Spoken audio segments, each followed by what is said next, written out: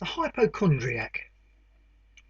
Whilst the majority of us are happy to sit down with a murder mystery or a Mills and Boon, the hypochondriac will curl up with a medical dictionary. Take my dad, a hypochondriac if ever I met one. He's the only man I know who can break out in a sweat and still insist he is suffering from hypothermia. Any evening you'll find him sitting in his favourite armchair with a volume of The Family Physician or Dr. Death's Morbid Medical Monthly on his lap, turning the pages real slow and occasionally feeling various parts of his anatomy for signs of whatever indisposition or terminal disease he happens to be reading about at the time. Eventually he'll stab the page and announce triumphantly, "I've got that!" If he isn't feeling too moribund or morose, it might be mundane measles or mumps. But if he's feeling adventurous, he'll go for something a little more exotic, like malaria or deformed liver or even scurvy. When it comes to imaginary ills, his powers of autosuggestion are legendary. On one occasion he kept rubbing his stomach and complaining he was suffering from bursitis, whereupon my mother gazed at him in amazement, saying it was extremely rare to get an attack of bursitis in the stomach, as bursitis was another name for housemaid's knee. Nonplussed, Dad said, well, perhaps it wasn't exactly that, but something that sounded very much like it. But now she come to mention it, his knee was giving him jip. And that's not all. He's only got to open a book at the end and he'll be stricken by a grumbling appendix, and after a trip to the beach at Hastings claimed a severe attack of shingles. So when Mum gave us spotted dick for dessert the other day, she had to tell Dad it was roly-poly pudding or we would never have heard the last of it. Even the most common ailments can be a precursor to disaster where Dad is concerned. Apparently he had read somewhere that a fit of sneezing heralded your demise from the Black Death.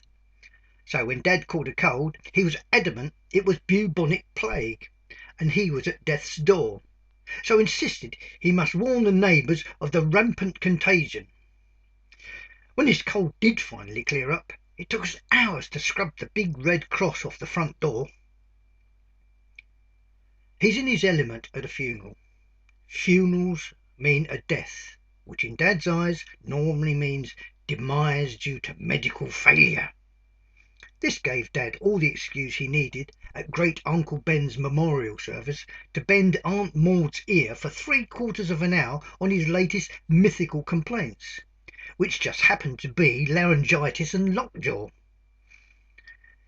Bearing in mind his alleged insalubriousness, he gives the appearance of a suspiciously healthy individual.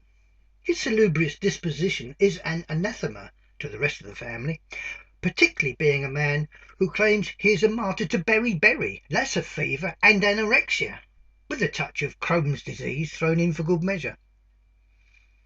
The funny thing is that whatever Dad is suffering from, however painful or unsavoury, it never affects his appetite. He's always up there at the table, has scoffed the first course before anyone else has sat down. Take the week before last as an example. He looked in the mirror and after breakfast swore he was growing a hunch. Then he laid claim that his legs had gone lame, but it didn't stop him running to the table and demolishing 3 helpings of meat pie. He never stops eating. He'll consume anything in sight. Mum calls it galloping consumption. It's interesting, no matter what he eats, how much of it he eats, or how fast he eats it, the one thing he never complains about is indigestion.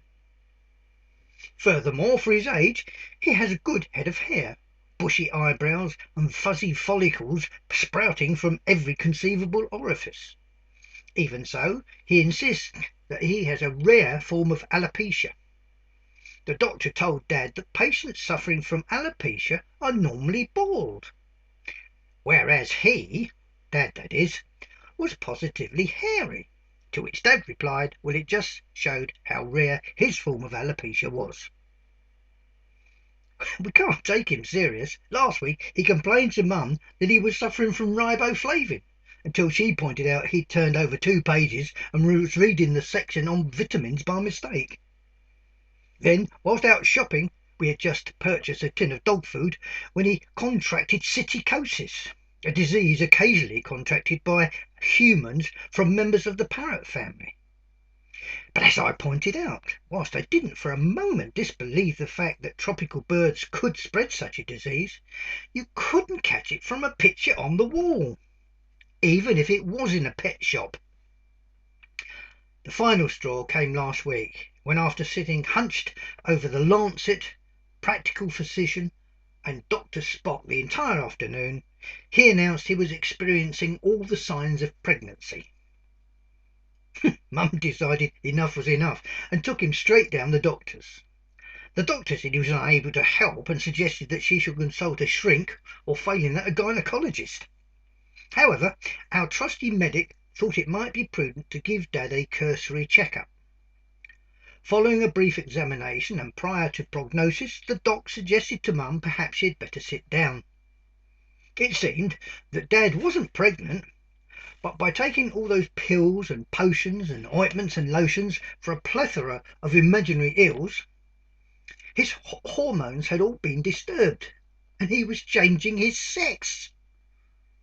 Well, the downside is I no longer have a father. But looking on the bright side, now I've got a couple of mums. So, a word of warning.